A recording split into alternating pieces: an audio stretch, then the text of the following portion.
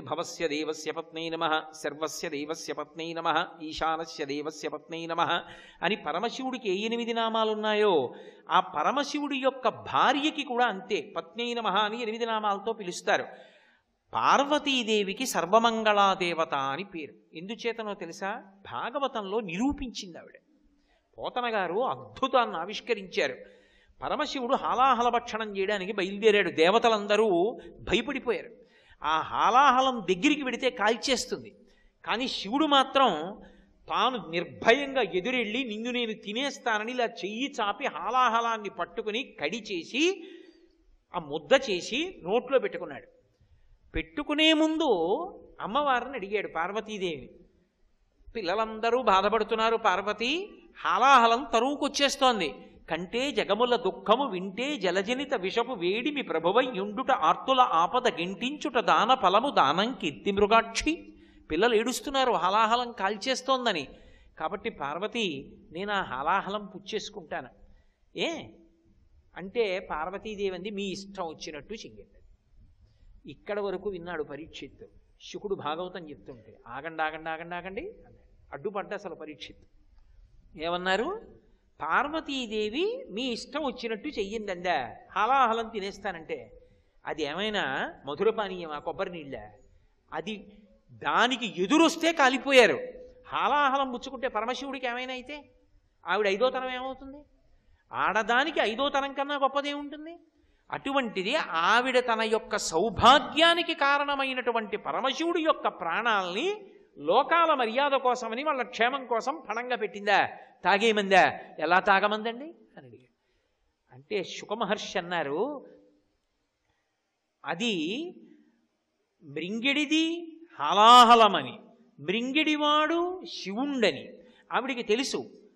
మింగుతున్నది హాలాహలమని తెలుసు. మృంగిడివాడు విభుండని, మింగుతున్నవాడు తన భర్తే అని తెలుసు. అయినా కూడా మృంగమనే సర్వమంగళ మంగళసూత్రమునెంతమది నమ్మినదో. ఆవిడ తాగేవయా అంది. ఎందుకో తెలుసా? తన మంగళసూత్రం మీద ఆవిడికి అంత నమ్మకం.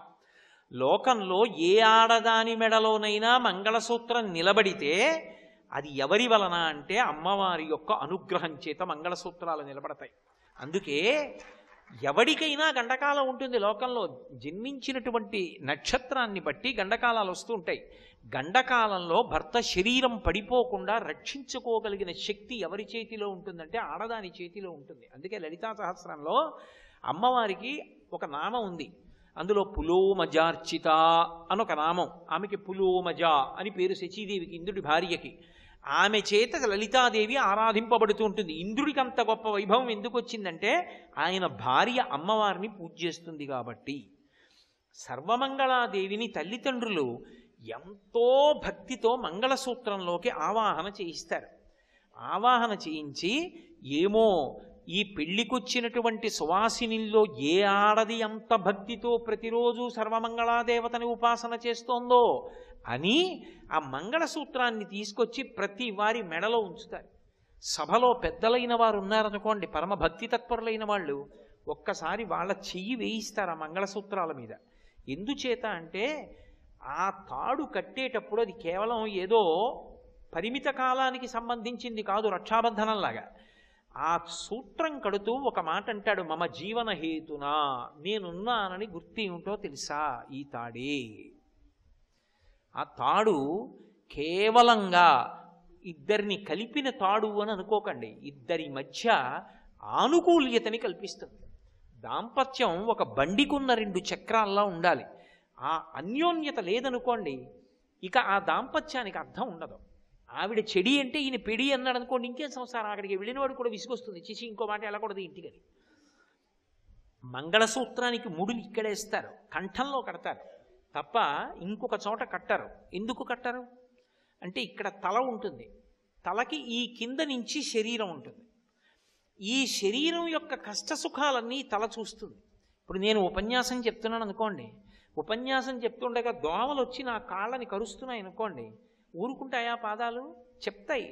దోమలు విశేషంగా కరిచేస్తున్నాయే కింద, చాలా బాధగా ఉంది అంటే ఉపన్యాసం చెప్పడం ఆపి నేను దోమలు కొట్టుకోలేనుగా. అందుకని నా మెదడు అంటుంది, ఓ ఎడమ పాదమా నువ్వు లేచి కుడి పాదం వెనక దోమ కుడుతోంది కాబట్టి, ఎదురుగుండా బల్ల అడ్డుంది కాబట్టి అసభ్యంగా ఉండదు. నువ్వు వెళ్ళి కుడి పాదాన్ని రుద్దు, దోమ వెళ్ళిపోతుందంటుంది. భర్త, ఇది భార్య. ఇది కలిసి ఉండేది ఈ కంఠం చేత.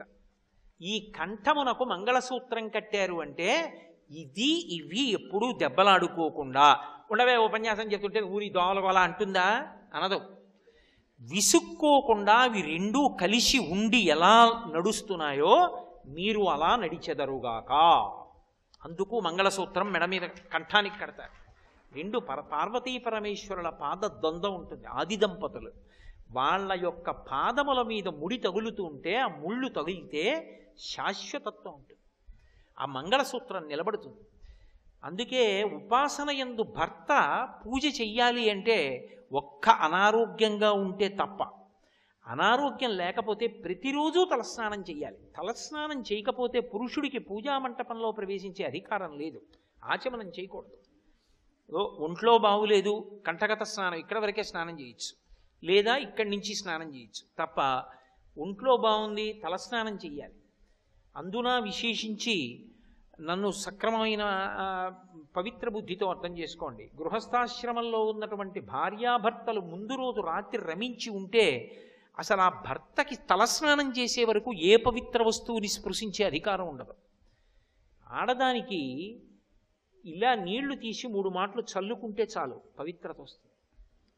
ఎందుచేత పురుషుడు లేచి వెళ్ళి పూజామందిరంలోకి వెళ్ళకూడదు, ఆచమనం చేయకూడదు, తలస్నానం చేస్తే తప్ప. ఆడది మంచం మీద లేచి కూర్చుని వెంటనే మంగళసూత్రాలు ఇలా కళ్ళకద్దుకుని మళ్ళీ కిందకి విడిచిపెడుతుంది.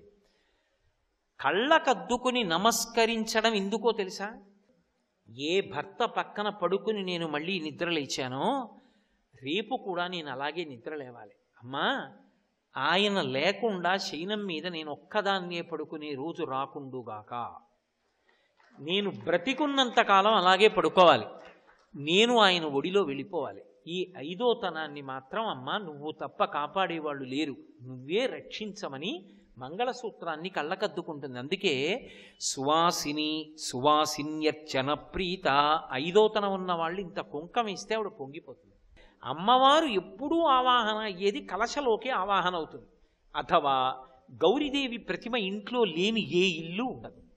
కాబట్టి కనీసంలో కనీసం ఆ రోజు అమ్మవారి నామాలతో అమ్మవారికి పూజ చేసి ఆవిడికి నైవేద్యం పెట్టి వ్రతకల్పంలో ఏ కథ చెప్పబడిందో ఆ కథని భక్తి శ్రద్ధలతో విని తల మీద అక్షతలు ధరిస్తారు. అటువంటి సర్వమంగళాదేవతని ఉపాసన చేస్తే ఏమవుతుంది అంటే ఆడది తన భర్త యొక్క జీవితాన్ని కాపాడుకుంటుంది. అలా పార్వతీదేవి అంతటిది కాపాడుకుంది. అందుకే లలితా సహస్రనామ స్తోత్రంలో అమ్మవారికి ఒక నామం ఉంది. ఆవిడ తపనోడుపమండల. ఆవిడ యొక్క చెవులకు పెట్టుకునేటటువంటి ఆభరణములు ఏవి అంటే సూర్యచంద్రులు. సూర్యచంద్రులు ఆవిడ చెవులకు ఆభరణములైతే ఇక సూర్యచంద్రుల గతిలో కాలంలో శివుడు ఎందుకు పడిపోతాడు?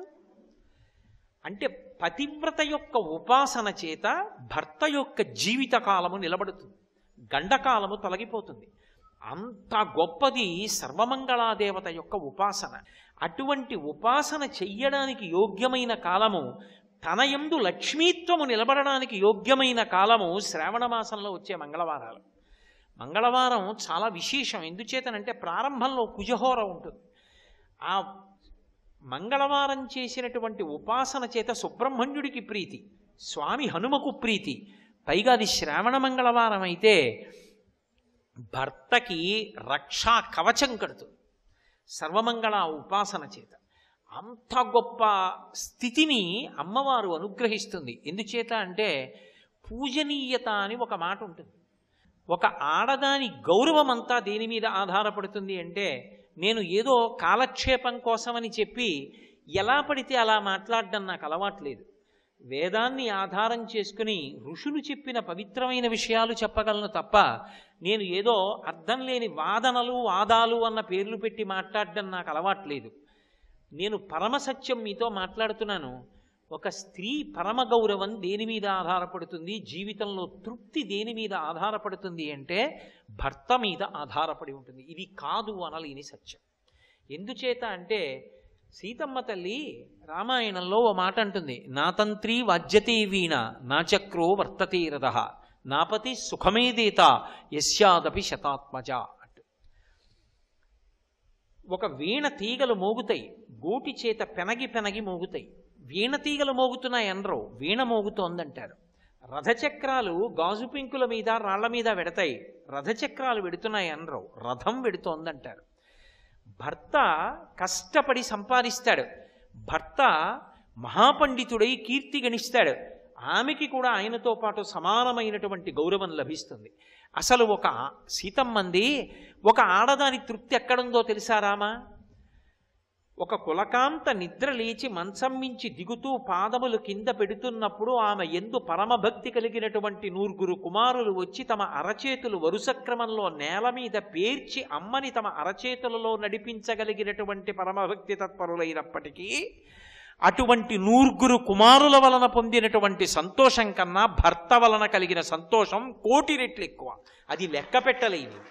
కాబట్టి రామ, నువ్వున్నది అయోధ్య, నువ్వు లేనిది అయోధ్య కాదు. ఆడదానికి భర్తతో కలిసి ఉండడమే ఆనందం అండి. కాబట్టి అటువంటి సంతోషం ఆమెకి భర్త ఉండడమే కాదు, తండ్రి కలిగిన పెన్నిధానమేలా అని శాస్త్రం. తండ్రి ఉంటే ఇక కొడుకు ఐశ్వర్యం అక్కర్లేదట. ఎందుకంటే తాను కష్టపడ్డా సరే కొడుకు సుఖపడాలని తండ్రి కోరుకుంటాడు. తండ్రికి కారు ఉండక్కర్లా, కొడుక్కి కారు కొనిపెట్టి కొడుకు కారులో కారులో వెళ్ళిపోతుంటే మురిసిపోయి ఇంట్లో పోతాడు. ఏ పిచ్చ ఆయనకి ఏం కారు ఉందా? ఎందుకు ఆ సంతోషం అంటే తండ్రి కొడుకుని చూసుకుని మురిసిపోతాడు తప్ప తాను మురిసిపోవాలి, తాను సుఖించాలని కోరుకోడు. అటువంటి తండ్రి ఉంటే ఇంకా పెన్నిదెందుకు? తల్లి ఉంటే సమస్త సంతోషములు ఉన్నట్టే, అమృతం రోజు దొరికినట్టే. అటువంటి తల్లి తండ్రి ప్రతి కుటుంబంలో ఉండాలి. ఆ తండ్రిని మిగల్చగలిగిన శక్తి ఎవరి చేతిలో ఉందంటే బిడ్డల తల్లి చేతిలో ఉంది, ఆమె యొక్క ఉపాసనలో ఉంది. నమ్మి మంగళసూత్రాలు కళ్ళకద్దుకుంటే చాలు, అందుకొచ్చింది మంగళసూత్రం. ఏం చేతకాక ఛాందసత్వంలో పెట్టలేదు ఋషులు. పెళ్లి చేసేటప్పుడు ఆడపిల్లతో గౌరీ పూజ చేయిస్తారు. గౌరీ పూజ ఎందుకు చేయిస్తారంటే, అమ్మా మీరిద్దరూ ఆది దంపతులే, నిత్యాయ త్రిగుణాత్మనే పురజితే కాత్యాయనీ శ్రేయసే సత్యాయద్య కుటుంబినే మునిమన ప్రత్యక్ష చిన్మూర్తయే అని శంకర భగవత్పాదులు ఆది కుటుంబం. అటువంటి నువ్వు ఒక్కసారి పరమశివుడిలా చూసి అంటే అగ్నిగుండంలో దూకావు, మళ్ళీ అంత రంగుతో పైకొచ్చి కూర్చున్నావు. అమ్మ నేను కన్నవాళ్ళను వదిలేస్తున్నాను, ఇంటి పేరు వదిలేస్తున్నాను, వంశాన్ని వదిలిపెట్టేస్తున్నాను, అన్నదమ్ముల్ని, ఉన్న ఊరిని, స్నేహితుల్ని, బంధువుల్ని అందరినీ వదిలేస్తున్నాను. తెర పైకెత్తిన తర్వాత చూశాను అతను ఎవరో, అతని చిటికిన వేలు పట్టుకుని సముద్రాలు దాటి వెళ్ళిపోతున్నాను. అమ్మా ఇంతమందిని వదిలేసినా ఎవరి కోసం వెళ్ళిపోతున్నానో తెలుసా? ఆయన ఒక్కడు నువ్వు నాకు తగిన దానవని అంటే చాలు, నా జీవితానికి తృప్తి. అమ్మా నువ్వు ఒక్కసారి శివుడిలా అంటే తట్టుకోలేకపోయావు, అంత గొప్పదాని వయ్యుండి, ఆదిశక్తి వయ్యుండే. నేను అబలనమ్మా, సామాన్యమైన ఆడదాన్ని. నా భర్త మాత్రం ఎప్పుడూ నువ్వు నాకు తగిన దానవు కావన్న భావన పొందకుండా ఆయన మనసులో నాకు స్థానాన్ని ఇచ్చి కాపాడమ్మా అని గౌరీ పూజ చేసి పీటల మీద పెడుతుంది ఆడపిల్ల. ఈ దేశానికి ఉన్న గొప్పతనం ఏమిటంటే, పురుషులు కొన్ని వేల సంవత్సరములు అన్నిటినీ విడిచిపెట్టి తపస్సు చేస్తే భగవంతుణ్ణి పొంది ఎంత శక్తి పొందారో, భర్తయే దైవము అని చెప్పి తన ధర్మాన్ని పాటించిన ఆడవాళ్ళు కూడా అంత శక్తిని పొందారు. దాన్ని పతివ్రతా ధర్మము అని పిలుస్తారు. ఇక్కడ మీరు ఒక్క విషయం, సున్నితమైన విషయాన్ని గుర్తుపెట్టుకోవాలి. ధర్మము, ధర్మ రహస్యము, ధర్మ సూక్ష్మము చాలా సున్నితంగా ఉంటాయి. ధర్మము దేన్ని బట్టి ఉంటుంది అంటే, ధర్మము అవతల వారిని బట్టి ఉండదు, ధర్మము నా వైపు నుండి ఉంటుంది. ఎప్పుడు నేను పితృధర్మాన్ని పాటించాలి, తండ్రిగా నా ధర్మం నేను చెయ్యాలి. నా కొడుకు మంచివాడు కాడనుకోండి, ఎప్పుడు నాన్నగారు డబ్బు ఇవ్వండి, నాన్నగారు డబ్బు ఇవ్వండి అని నన్ను తినేసే కొడుకు అనుకోండి, పరమేశ్వరుడు దయవల్ల నా కొడుకు అటువంటి వాడు కాడు. కానీ మీ మీద ఉదాహరణ పెడితే మీరు బాధపడతారని నా మీద నేను పెట్టుకోవడం. అయినా కూడా పితృధర్మం అంటే, నేను తండ్రిగా వాడు వృద్ధిలోకి రావడానికి, వాడు భగవంతుడి దయవల్ల మంచి బుద్ధి పొందాలని నేను ఎప్పుడూ కోరుకుంటూ ఉండాలి. తప్ప నా కొడుకు మంచివాడు కాదు కాబట్టి నేను మంచివాడు కాకుండా పోతానంటే అనకూడదు.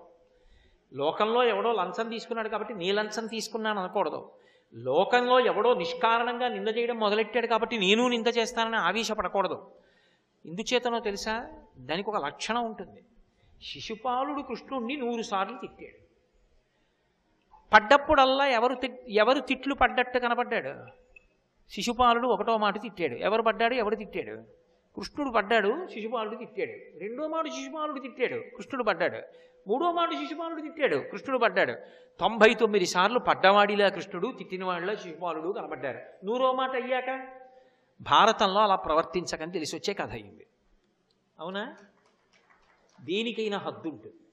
హద్దు దాటితే ఇలా ఉంటాయని చూపిస్తుంది ఇతిహాసం. అలాగే ధర్మం అనేటటువంటిది ఎప్పుడూ కూడా అవతల వారిని బట్టి ఉండదు, మనని బట్టి ఉంటుంది. నేను కొడుకైతే మా నాన్నగారు అమ్మగారు నాకు ఆస్తి ఇస్తారా, ఆస్తి ఇవ్వరా, లేకపోతే ఆయన సంపాదించిందంతా ఏమైనా మఠాలకు ఇస్తున్నాడా, గుళ్ళుకి ఇస్తున్నాడా, దాన్ని బట్టి నేను గౌరవిస్తాననకూడదు. తల్లిదండ్రులు కాబట్టి నువ్వు గౌరవించి తీరాలి. నేను ఉద్యోగిని కాబట్టి నా సంస్థని ఎత్తి మీద పెట్టుకుని పూజించాలి. నా అన్నపానాలకు అది ఆధారమైంది కాబట్టి.